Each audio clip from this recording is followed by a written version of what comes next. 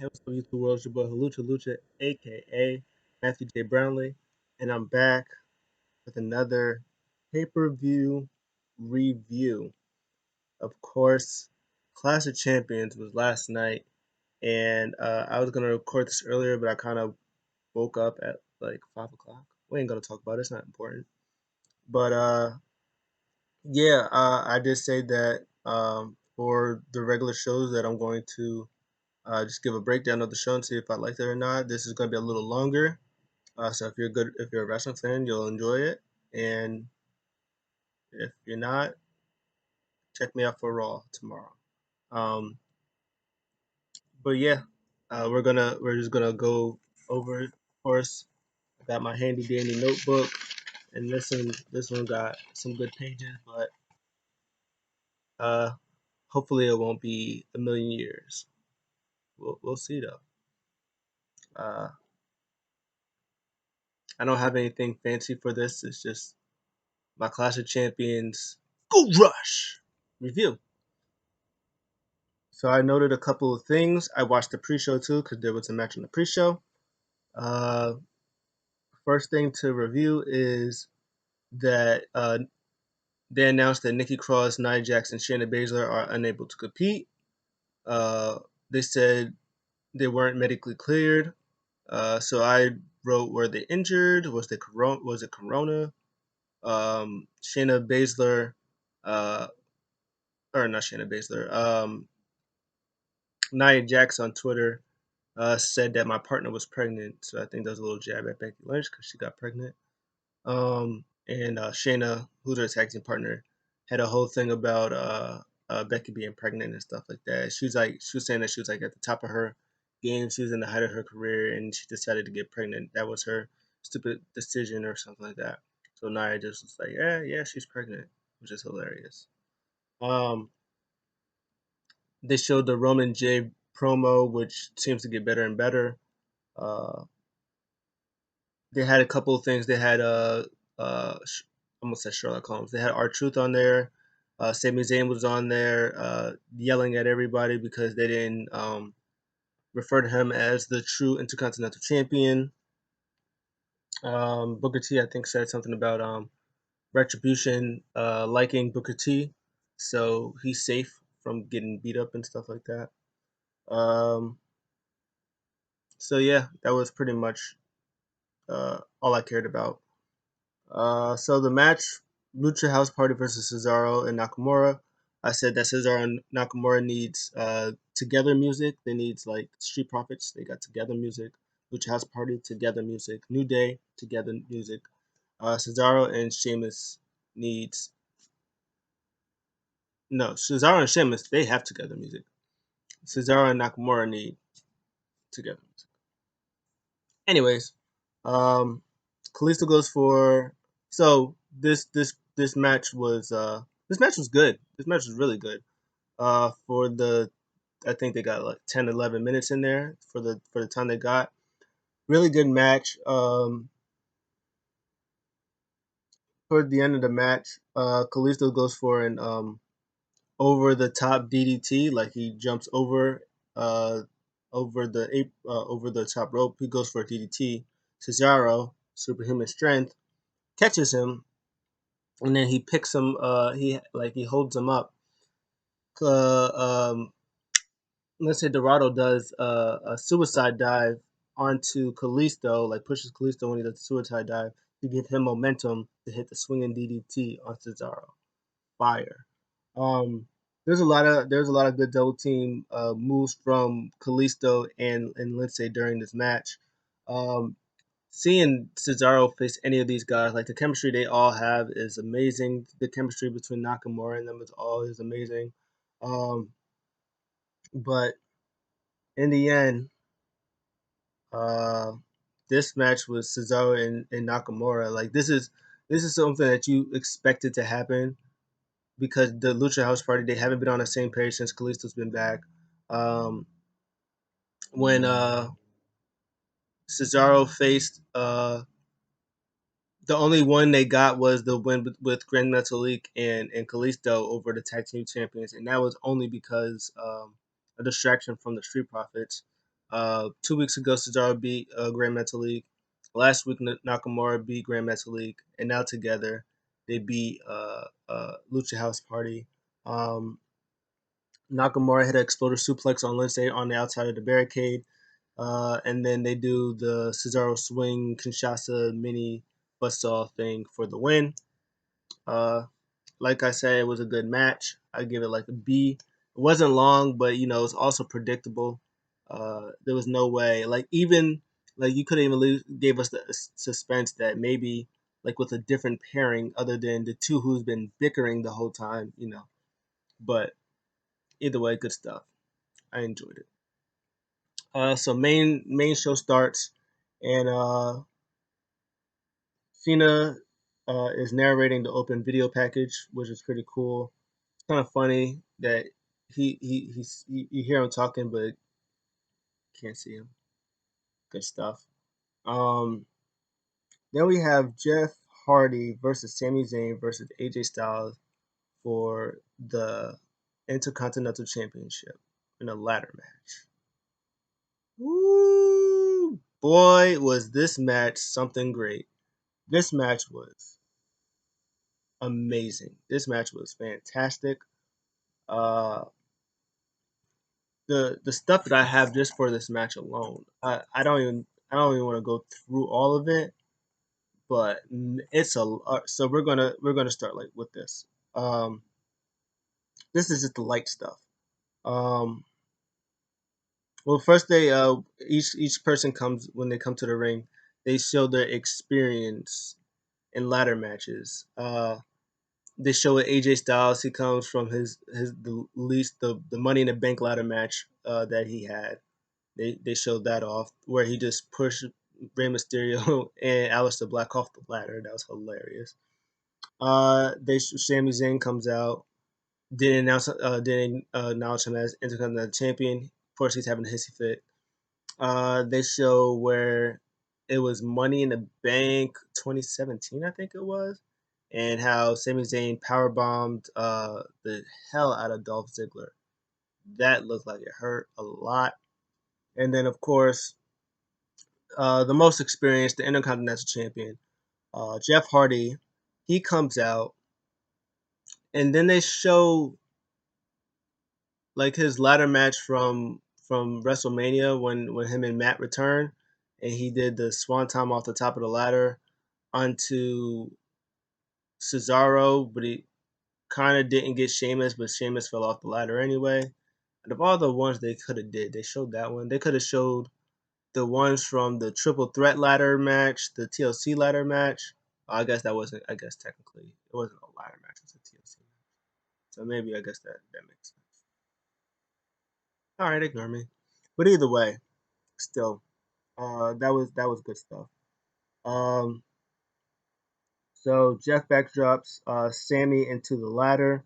Jeff jumps into the sharp edges like he had. You know how you set a ladder up. Jeff Hardy, because he's crazy, sets the ladder up the opposite way. I guess you know what I mean. He sets him up the opposite way. He's trying to do something to Styles. He jumps.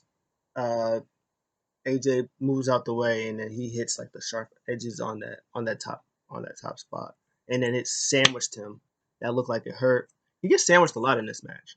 Um, AJ had a strong Irish whip. You know how when you played the video games and you do like regular Irish whips, and then you do the strong Irish whips when you put all the momentum and then you fall, and then the guy who's on the turnbuckle, he goes and he like falls over and stuff like that. That's pretty much happened to Sami Zayn when AJ did that to them, and he bounced all over. He was bouncing all on top of the ladder and stuff like that.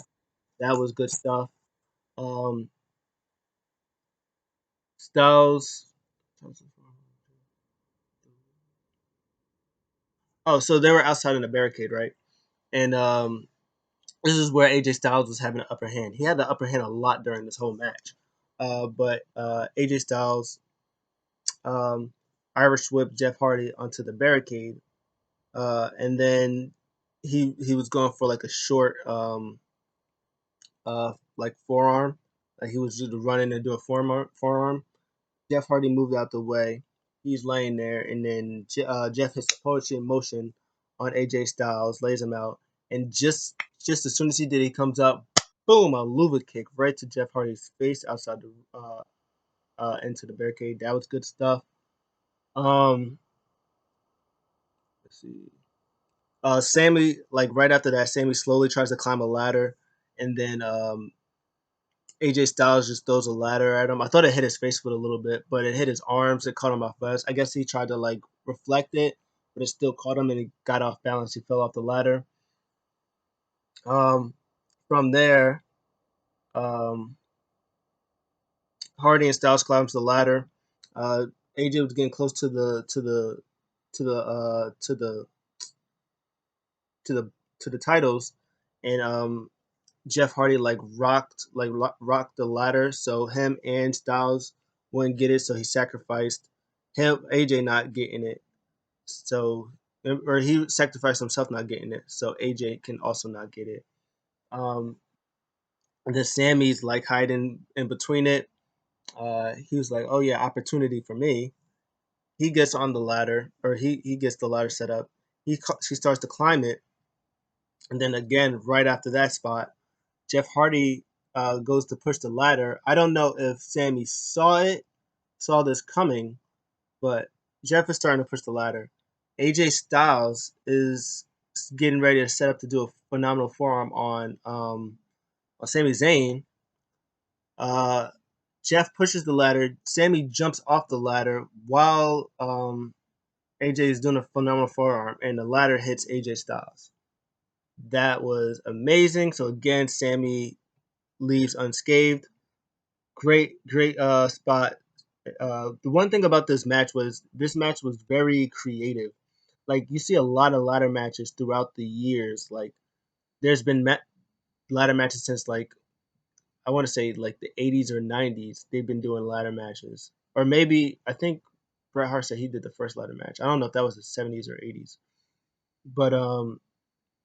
but definitely like ladder matches has been around for a long time, and the fact that they keep finding like this match showed like there was still so many creative ways to have a ladder match. Just like that shows how excellent this match was. So and don't worry guys, it gets better. You don't think it does? Oh, it gets better. Um so Hardy, yeah, I already said that. So Jeff is on the ladder, right? Jeff Jeff is climbing the ladder. He does something the same, but he climbs on the ladder. He tries to go for the titles, but unfortunately, again, Sami Zayn is trying to tip the ladder. Jeff Hardy slithers like a little snake on the other side of the ladder. I guess he tried to get his footing, but Sammy had already like by this time been halfway and then tipped the whole ladder over outside the ring, and Jeff Hardy almost like dies. That sucked, but it be like that sometimes. Um, just like, yep, said that part. Oh, they're on the outside now. Um, Styles sets Sammy. Oh, they're outside. They're fighting outside. Styles is setting Sammy on the ladder. The ladder like falls, so he like gets the so AJ gets mad.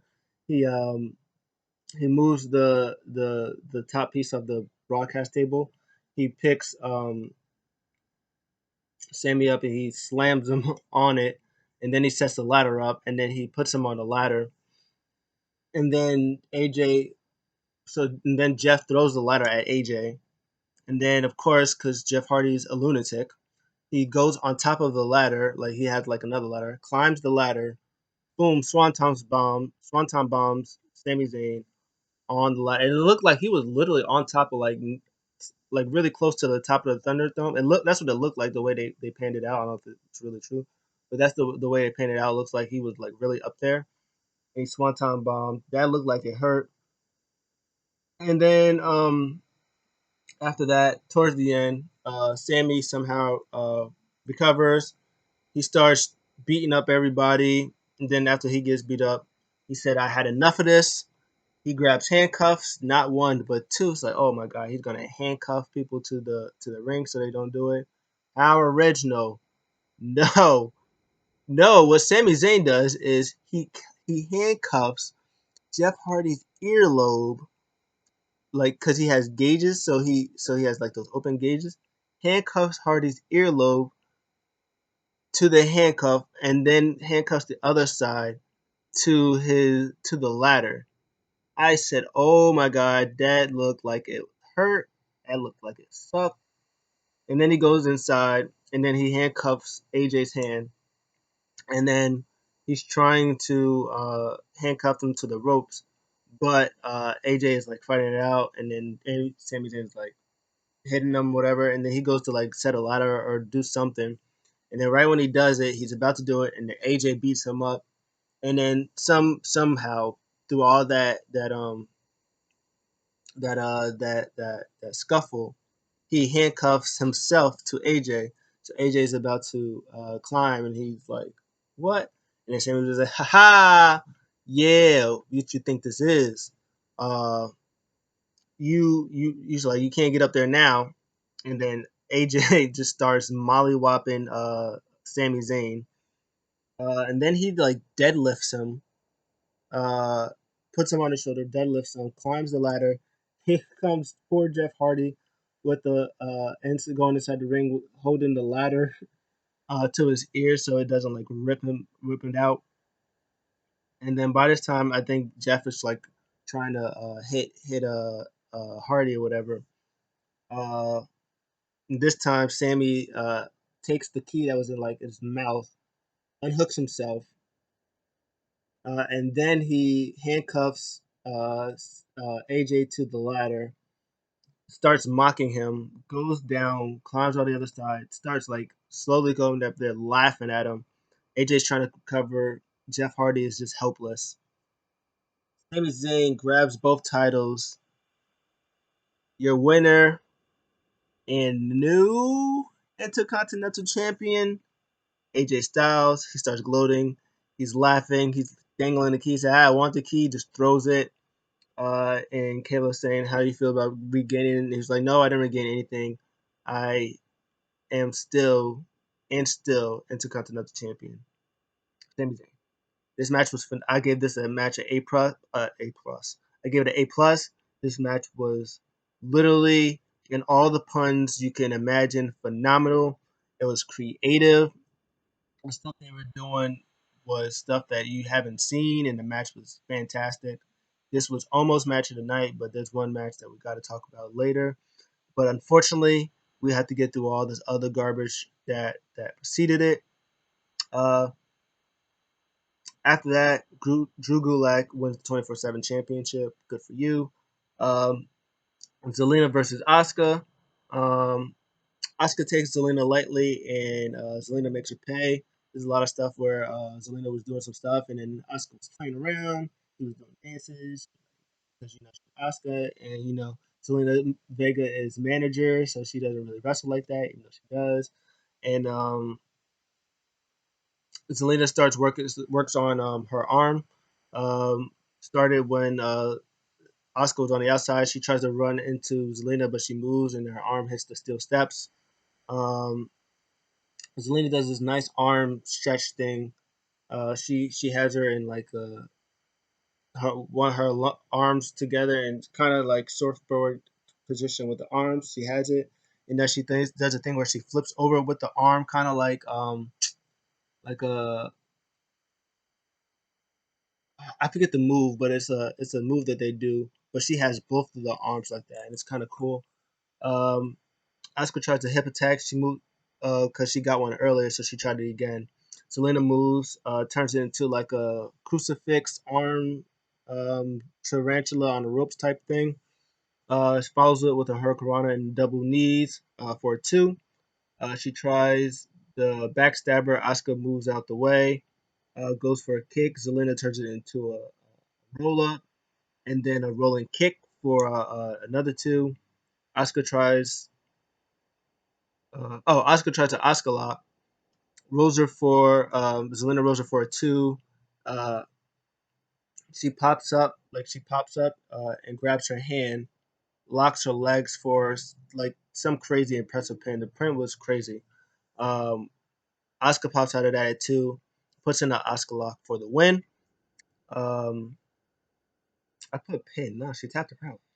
Um, Asuka pops. Oh yeah, because I ignore me. I put for the tap out.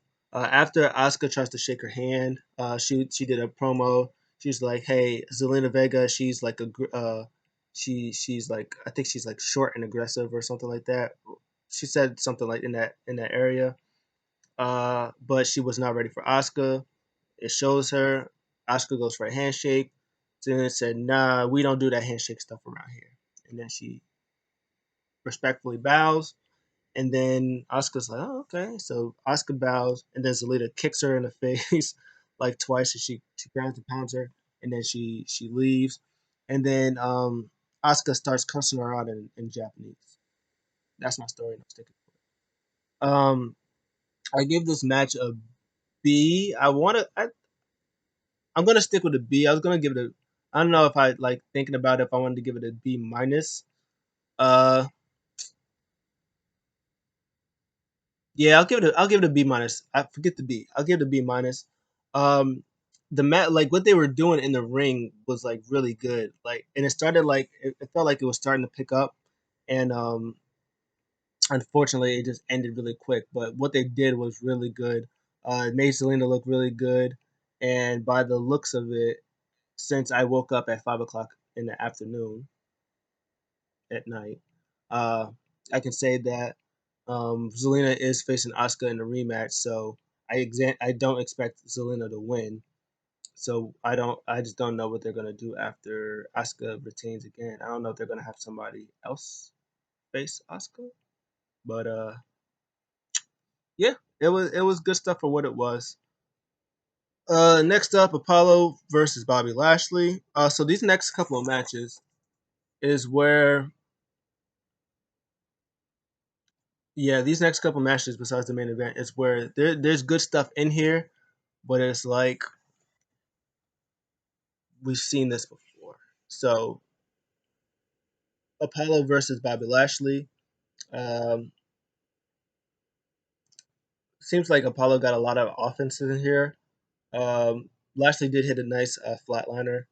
Um, they do a towards the end they do like a superplex. After he gets the upper hand, he does like a superplex for two. Um, he goes for a dominator, but Apollo lands on his feet. He like swipe kicks him on the face. I don't know if he did that on purpose or did it on an accident, but he swipe kicks him in the face. He hits a standing moonsault. He follows it by a frog splash for two. I thought that was a good sequence. Um, Apollo runs the ropes.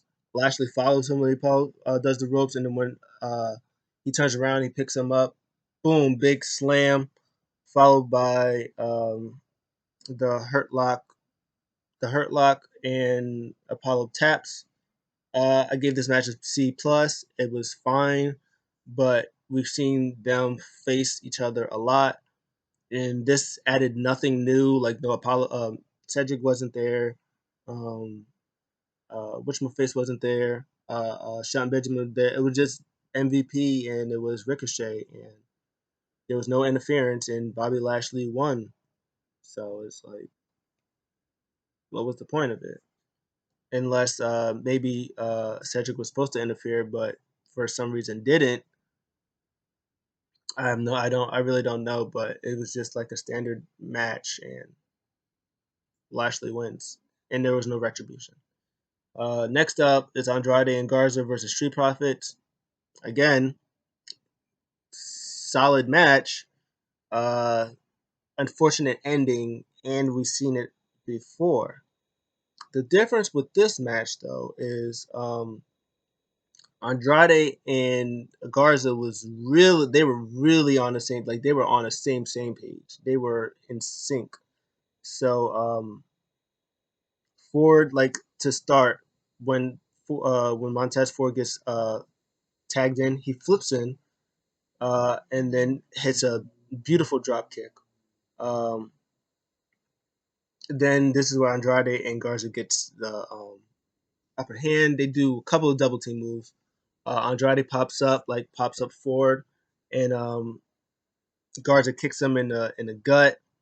Um, there's a spot where Garza holds forward on the inside. He like holds him, and then Andrade's on the second rope. He like drop kicks him. And then this final spot, Andrade holds forward on the on the hardest part of the apron. He holds him on that side, and Garza hits like a running knee to his face, I think, something like that, which was cool. Um, so this is a funny part. The You know how they have the piping crowd. The piping crowd was chanting, "We want the smoke," but when I first heard it, it sounded like they were chanting CM Punk. It's like, did they make them say CM Punk? And I was listening. I was like, "Oh, it says we want the smoke." Hilarious. Andrade hits a nice drop kick on Dawkins, um, and for the end of the match, Garza hits a top rope Spanish fly on Ford, and then Ford. What the heck did I write? Ford did. Oh, Ford cold cocks Garza. Oh yeah, he cold cocks Garza. Like he pops him forearm. But then Garza hits Ford with a knee, but it feels like when he hit the knee, like he tweaked something. Um, again, see this later. It seemed like he has like a.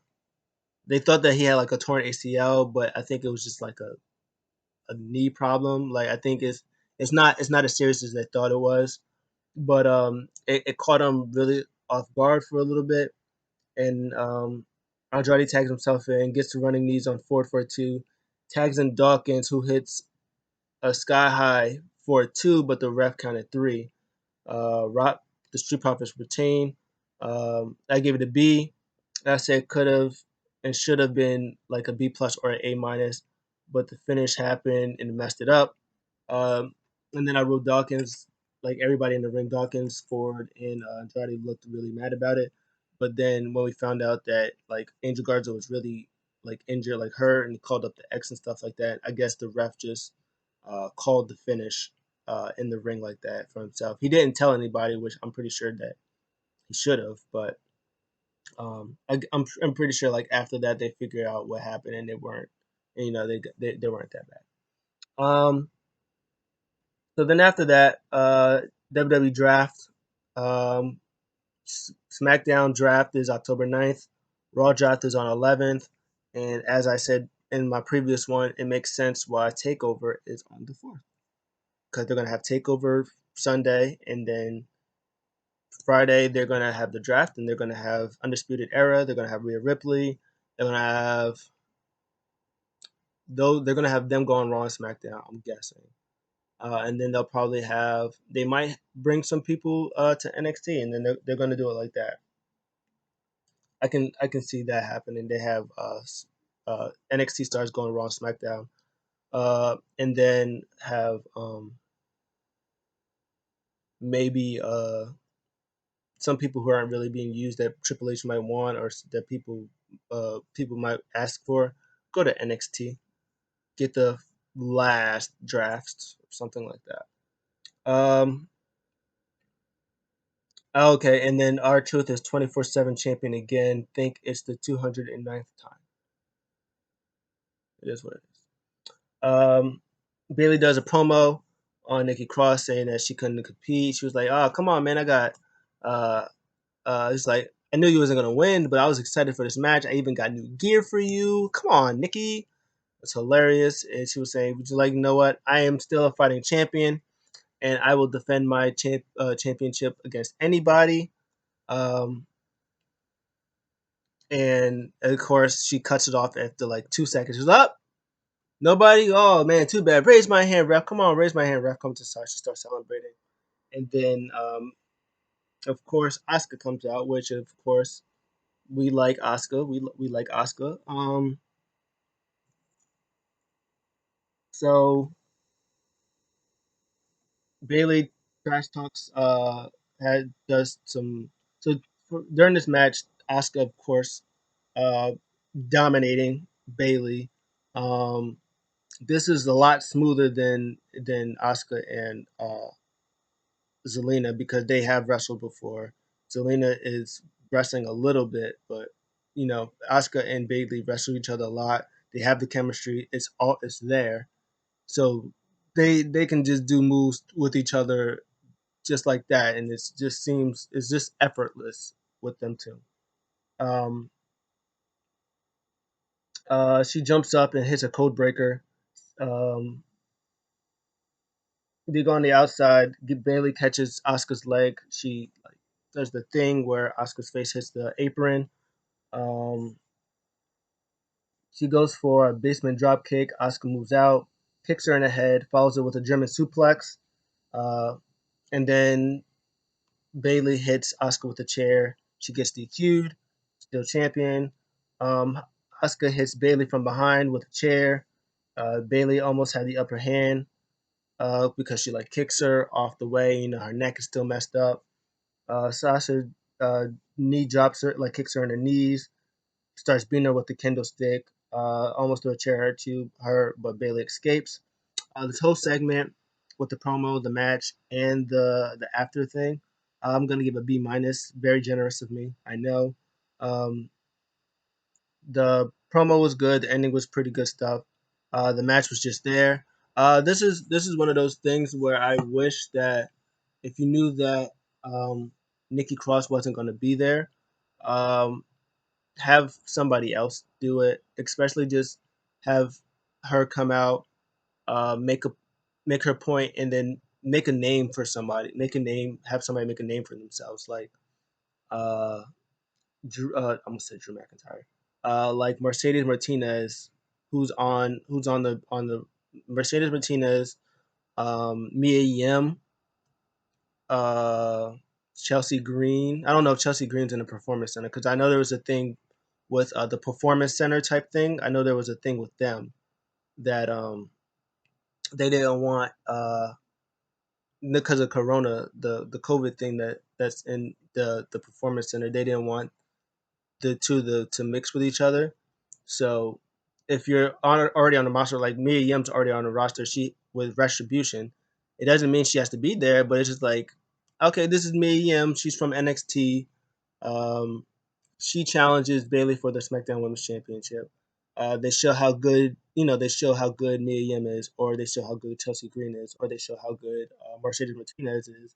One of those three, because of course, the SmackDown roster is thin without Charlotte and without Becky, and Shayna and Nia are on Raw. Um, or they could. Oh yeah, never mind. They're on Raw, so they could have did a thing where, and then she already faced Tamina. She's already beaten Lacey. She's already beaten whatchamacface, Alexa. So it would have been cool if they would have did a thing where they would have had, just for that one night. Of course, Bailey would win, but just show off how good your other talent is. Put them over big time. Have a good match. Bailey goes over. Of course, she retains, and then the post beatdown that you want to do can still happen. I think it would have been a more effective thing. They would have just had this 3 minute, 4 minute, 5 minute match that was just there just for that angle. Uh, but I digress. Next up, semi main event. Drew McIntyre versus Randy Orton in an ambulance match. Uh, yeah. So this match was a thing. So they go for the moves. Orton goes for RKO early. Instead, he has to drape a DDT. He's about to do the punt kick.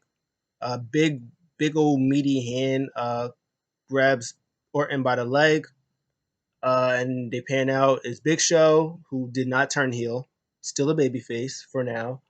He chokeslams Orton through the table. Drew takes advantage. Drew has him, throws him face first into the door, like in the ambulance door. Uh, Drew finds a chair somehow, hits Orton with it. Orton gets hit in the back with a crutch. Uh, Orton gets him back with a crutch, um, and then jams the chair right in his jaw because his jaw is broken and stuff like that. Um, Drew hits a Glasgow kiss, goes for a claymore. His knee hits the door off because Orton moves out the way. Orton tosses Drew on the wall. Christian comes out of nowhere. You see where this is going. Are you following along right now? Okay, good. All right. Christian attacks him from behind. Throws Orton on the table. Orton gauges the eye out. Throws Drew back on the windshield, like his back hits the windshield. His whole back is bloodied and stuff now. Um, Drew tries to fight back, but Orton is just too much at this point. Orton takes him off like Lion King style, like Mufasa versus Scar. He Drew's like hand is on the ambulance, and Orton's just Scar, and he just plucks him off.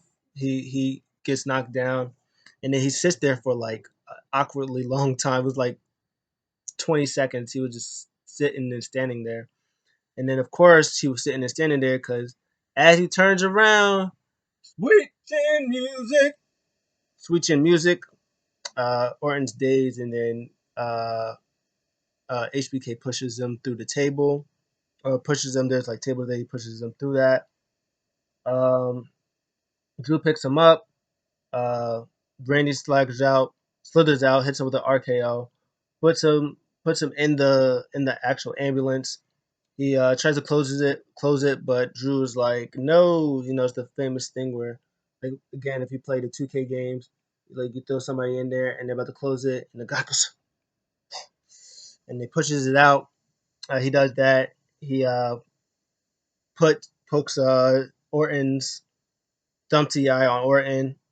Uh, Hits him with a claymore. It's about to close the door, but he's like, no, no, no, no, no. You put me through turmoil, so this is what I'm going to do. Point kicks him, throws him in there. Drew McIntyre still champion, and of course, cherry on top, pans in, and Randy Orton, or not Randy Orton, Ric Flair is in driving the ambulance. Woo! All right, yep. So I give this match a B for what they did. The match was fine. Uh, the problem that I had with this match was it wasn't even the interference. It was the fact that Big Show chokeslammed him through an announce table. Christian was throwing him through tables and concession stands and stuff like that. HBK was hitting him with switching music, threw him through the table. And even after all that, Randy Orton still had the upper hand. He still had the upper hand. He was still beating up Drew McIntyre. He still put his back through glass. He still hit him with RKO. He still almost won even after all that. So it was like you had all this interference, and yet Randy still almost became WWE champion. Like, but um, I don't know what they would go from here. Because Hell in a Cell is next. They announced Hell in a Cell is the 25th of October. Oh, I don't have the thing. So I think I put the 28th. So I'm guessing it's the 28th, or maybe I wrote the 5 wrong. It's the 25th or the 28th of October. It's one of those two. And so I guess we'll find out tonight what's next for Drew.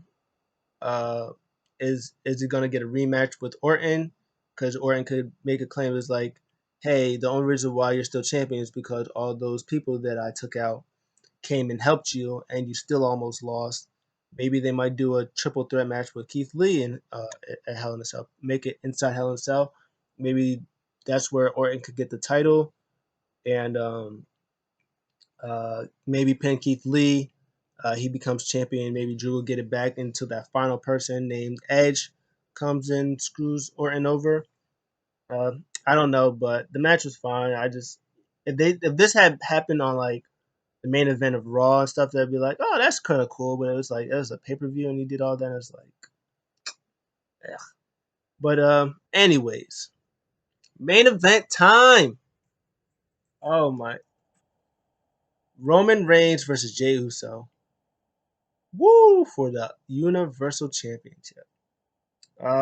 They showed a video package again. Goosebumps. Jay comes out. Usos downstairs.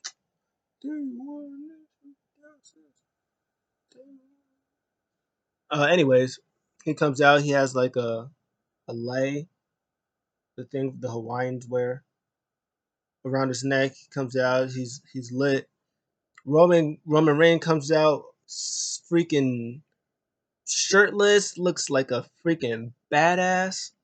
Um, this match was just pretty much Roman Reigns whooping Jey Uso's ass, is which everybody expected. Um, yeah, the storytelling in this match is just phenomenal. Like the match itself was really good, but the storytelling in this match was some of the best stuff they've done in a long time. Roman Reigns, like during the beginning of the match, shows dominance. On the corners. Um, Roman had him on the ropes, like was choking him out on the ropes. 4 count, boom, slap, uppercuts him. Um, there was this one spot where I think Jey Uso like did like a breakdance. He like Roman was trying to go over him, or was trying to catch him on the turnbuckle. He jumps over Roman and he does like a breakdance, and then Roman just like pops him. That was hilarious. Um, Jay gets a close two with a drop kick. Um, he goes for the Uso like. Ooh, okay. Sorry about that. I had to delete a lot of files. Figured out how to delete more files that I could, so I got more space. Hopefully. Um, but as I was saying before, Uso was going for his Uso thing that he does. He's a Uso and he runs and he pops him, but instead, Superman punch to his face. Roman got a good clean one in. They start swinging, trading swings back and forth. I think he called Reigns a bitch. Uh, that didn't sit too well. Hits him with a big uppercut. He was kept telling Jay he should have kept the payday. Take the payday. This is that ass whooping I was talking about. Gives him a huge headbutt. Trash talks him some more. Uh, Jay chops him big time. Roman no sells it. He was like, what the fuck? Bomb. Pops him again. Um, Jay gets some offense in.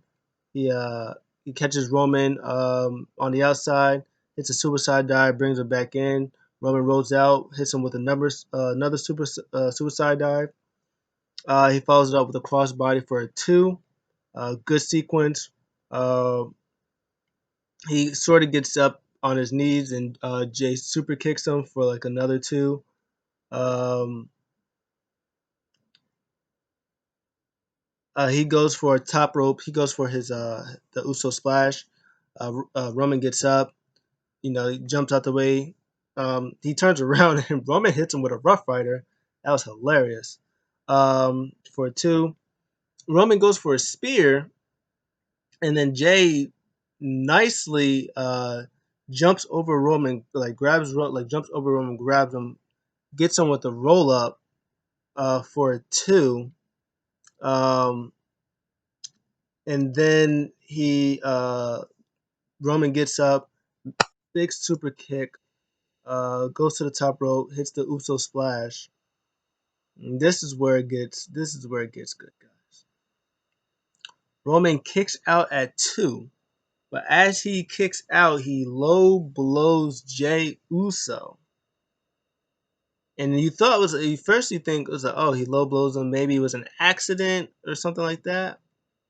But Roman Reigns starts smiling, he starts laughing, he's having a good time again.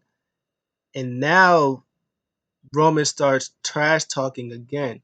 So it seemed like every time Roman was winning, uh, he would trash talk and be like, ah.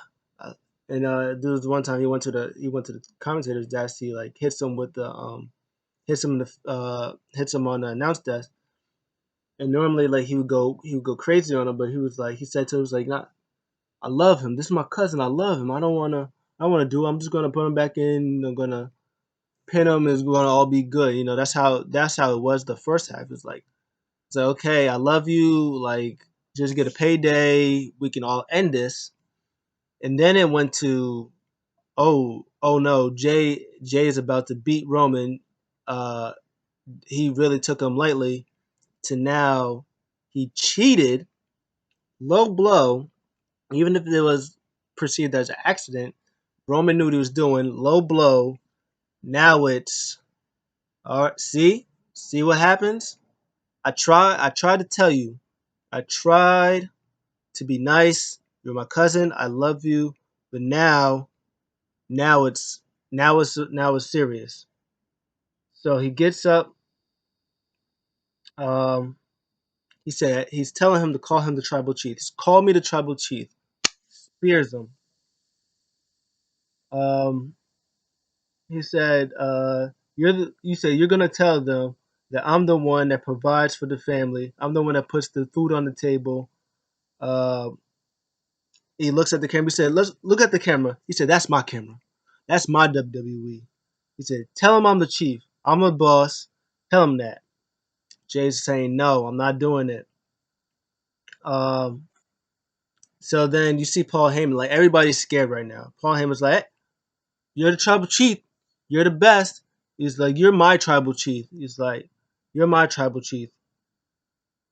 And then Paul and then Roman's like, no, I don't want you. I don't want you to tell me. I need him to tell me I am the tribal chief. Uh, and then he starts laying shots at him. He hits a second spear, by the way, when he before he does the camera thing. He hits a second spear when he does it, and Jay's telling him no. Um, and then Charles Robinson is trying to interject. He's like, "Hey, Roman, you gotta stop." And then Roman's like, looked at him. He's like, "How dare you?" He was like, "I will beat your ass, and then I will get you fired. I am the guy around here. Don't mind your business, family stuff. I'm." He's like, "I'm." It's me to whoop his ass. Family business. And then at this point, everybody's scared. Nobody knows what to do. Roman is laying hands on him, and Charles is like, he's trying to cautiously be like, all right, relax. At the same time, not wanting to overstep his boundaries. Um, then Jimmy comes limping out, talking to Jay. He's like, hey, I'm gonna throw in a towel. Jay's like, no, don't throw in the towel. Um, Roman is like, throw in the towel. You gonna listen to him? Throw in the towel. And he was like, Jay, I'm gonna throw in the towel. Jim was like, no, no. And then they're just like pretty much talking to each other. I was like, nah. And then Jimmy's like, nah, forget that fool, man. Forget that fool. I'm throwing the towel. It's not worth it. Forget that fool. And Jay's like, nah, man, forget that fool, man. Don't throw in the towel. Don't throw in the towel. Um, and then Jay's cursing. He was like, nah, man, don't throw that shit in. Don't throw that shit in, man. And he was like, ah. And then he was like, no. And then he was like, you're not gonna throw it in. And he's trying to like Jimmy's trying to console him. Roman pulls Jay back. Just fists flying, elbows, fists flying all over. And he pulls when he does that, Jimmy finally throws in the towel. And Roman's still throwing fists in there even after the bell rings. He's still laying haymakers at him. And then Jimmy goes and pushes Roman off. He says, all right, you're the tribal chief, you're the head of the table. You're the head of the family. So are you happy now? It's like just go, just leave him alone. It's over. Like we're family. Like what are you doing? Like just chill. And then he gets his title. Roman calls Heyman over. He just says very, very quietly, I want it. And he says it very quietly. Heyman goes. Um, he comes over. He gets the Hawaiian, the lei that Jimmy had or the Jay had earlier. He just stares a hole into his cousins, raises his hand simultaneously. Your winner and still Universal Champion, Roman Reigns. And he just holds the title up and just stares at Jimmy and Jay. Doesn't say a word, doesn't do anything. Everybody's looking scared. Jimmy is just looking at him, but he's trying to console his brother. A plus, plus, plus, plus, plus, plus, all the A pluses in the world. The storytelling of this was perfection. The three acts that they did from Roman kind of talking trash, but still be like, this still my cousin. I still love him. Uh, he's, I just want you to, to lay down for me. You get your payday. We're still family. It's still all love. We grab a steak at the end of the day. At the end of the day, it went from that to Jay having a fighting chance, laying all these shots at on Roman, hitting him with the suicide dives, reversing the spear into a pin, bunch of super kicks and the splash. It went from that act to, oh no, this nigga didn't. This motherfucker did not just try to disrespect me. Do you know who I am? I am the tribal chief. You refer to me as tribal chief, and he just flip the switch just like that, talking about telling Charles to mind his business or he'll get him fired, and then he'll whoop his ass and get him fired. Telling Paul Heyman, shut up, I don't want you to say nothing. I need this guy right here to tell me that I'm the tribal chief. To even after throwing in the towel, still laying hands on Jay Uso. I look, whatever they're doing with Bray Wyatt, I love Bray Wyatt. I I want this to continue. This needs to continue, honestly. Um, I really hope this continues into the next pay per view or something like that. I feel like eventually they're all gonna form the Bloodline stable. Maybe when Naomi comes back, she joins. Her and Tamina joins. Maybe they'll have Nia come from Raw to SmackDown. They do their thing. But this was fantastic. This was outstanding. The first match and this match alone is worth watching. If you want to get your money's worth, and you're paying $3.99, watch the first match. Skip through everything else if you really want to. Watch this ending, and you'll go home a happy camper. Uh, the show itself, in between everything, it was fine, but it was literally just matches that we already seen. Like the triple threat match we did see, but it was in a ladder match, but it made it 30 times better. This match was a new match, which was fantastic. Selena and Asuka was a new match, and it was good for what it was. It was just short. Apollo Bobby seen it already multiple times. Street Profits, Angel Garza, and what's-my-face. Um, Seen it multiple times. It was still good, but the unfortunate ending. But we still seen that multiple times. Drew versus Randy Orton, seen it, and Bailey versus Asuka with the surprise, seen that. Even if it was Bailey versus Nikki Cross, we've seen that too. So, and I still wish that there was like they would have thought outside the box instead of just doing an Asuka segment. Pretty much, it was just a long segment that happened to have the bell start. Um, but overall, I'll give this show an A minus just for those two main matches were A pluses, and then the other matches were still, even though we saw them already, the matches were still solid. and they were still like B's, B plus. There was just that one C plus, but I still think this was an A- show. This show was really really good, and I'm excited to see what they do after the draft and after Hell in a Cell and all that stuff. But I'll see you guys for Raw. Let me know what you guys think. I'll talk to you next time. I'll get this up before 8 o'clock, hopefully. I'm out.